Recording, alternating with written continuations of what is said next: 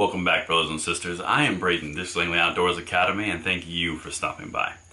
Alright guys, tonight we're going to talk about an AP article which quite frankly is setting the Democratic gun control narrative such a far left twist, like just a U-turn, that'll give you a neck cramp. Like, this is crazy. So that's what we're going to talk about. It's linked in the description box below, but what they're doing now is they are trying to turn and tie together Republicans, gun control, and police officers, and trying to wedge in between those to say like, oh, look, the coalition's broken, because they're trying so hard, it's almost pathetic. Let me know what you guys think in the comments below if you see what I'm seeing here, and I want to hear from you because I love seeing those comments, but let's dive in. So, article title, Police Pushback Doesn't Stop Conservative Gun Law Rollback. Interesting.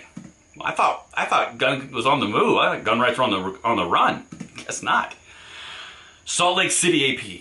The latest push to loosen gun laws in states across the U.S. has put police officers at odds with Republican lawmakers who usually trumpet support for law enforcement. Get that wedge right in there, guys. Try to drive a wedge, because that ain't going to work. But let's keep going, because that's the setup. That's what they're trying to do with this. In states like Texas, Tennessee, and Louisiana, police oppose pushes to drop requirements for people to get background checks and training before carrying handguns in public. Plans that came as gun sales continue to shatter records during this situation. Okay, they didn't get rid of background checks. They got rid of background checks on a concealed carry permit because you already had a background check on the gun.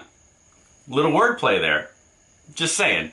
That's what they're doing. This is a very, very manipulative article, but it's important to call it out. This is why we share these things out, guys, because this is their game. But here's where they're going. This is the next move. All right, so this part, my eyes might pop out of my head and I might get spicy because this blows my mind. I want to hear from you guys on this. Gun violence is on the rise across the country, and law enforcement agencies are struggling with how to manage the spikes, especially in cities.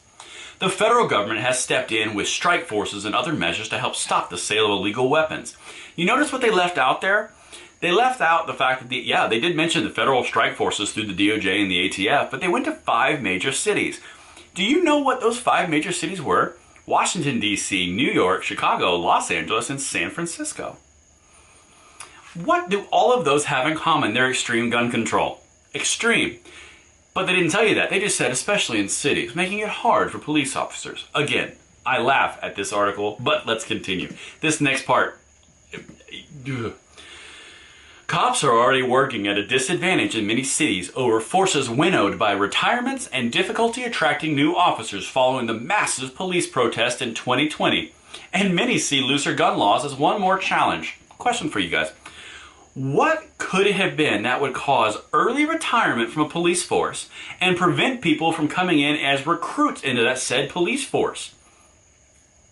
Was it the police protest? No, it was defund the police. It was police protest. The entire cities were burning down. Police weren't supported. All the names that they were called completely just, what's the right word? Excoriated in the media for something that maybe 1 or 2 terrible people did. Interesting, they didn't mention that in this little article, did they? No, they did not. But let's keep going because this is where the hypocrisy starts. Okay. See? Told you it's getting spicy. There is something of a disjunction between repeating the political slogan of "back the blue" versus supporting policies that rank-and-file police and leaders of police organizations actually support, said Robert Spitzer, a professor at the State University of New York, Cortland, and author of The Politics of Gun Control. I wonder which way he politically leans. Okay, now that we cover that part, let's dial into this. So what he's saying in this little snippet is, well, if you back the blue, then that means you support everything they agree with on a personal basis, and if you don't, then you don't support the blue, and therefore you're bad conservatives because you're lying and you don't support the blue. You don't back the blue because you don't agree with gun control that a few of them do. It hurts. The desperation is like, it's delicious. All right, let's keep going. And this is second place for hypocrisy in this article. I got first place after this. Same guy. Their voices and opinions have been known, but they haven't been a real megaphone in public political terms because that puts them in a real bad spot.